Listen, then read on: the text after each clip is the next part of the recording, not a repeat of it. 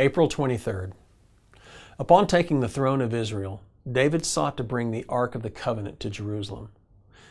But his first attempt to move it on a cart was a violation of the transportation procedures God had explicitly laid out to Moses. Consequently, it ended in disaster. After consulting the law and the priests, he realized his mistake and moved it according to the proper Levitical procedures.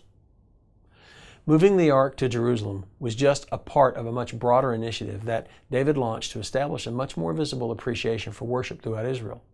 In addition to moving the Ark, he summoned all Israel to Jerusalem to observe the relocation ceremony. He established new choirs to serve perpetually in worship. He personally wrote songs for these new choirs.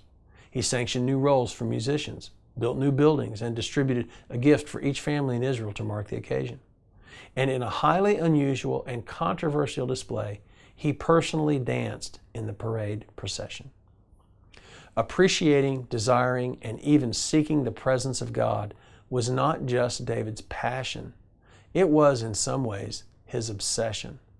His life had been radically altered by God. His up-close, first-hand experience with God had radically changed him.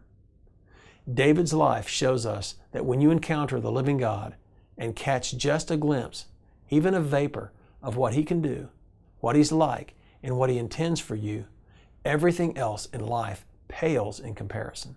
Every goal, every idea, every need, every challenge either fades or takes a reduced level of importance. David's encounters with God altered him forever, and they motivated him to want even more, to want more of God.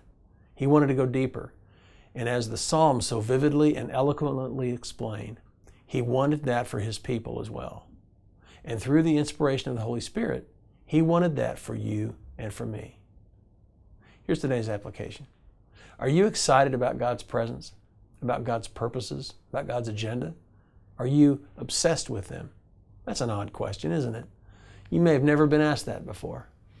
But think about that for a moment. Are you obsessed with God's agenda? Well, if not, ask God to give you a glimpse or even a vapor of who He really is and what He's really like, of what He can do and what He wants for you. When He does, every problem, every concern, and every other priority in your life will shift. His desires, His goals, and His very presence will alter how you see things from here on. Now here's today's prayer.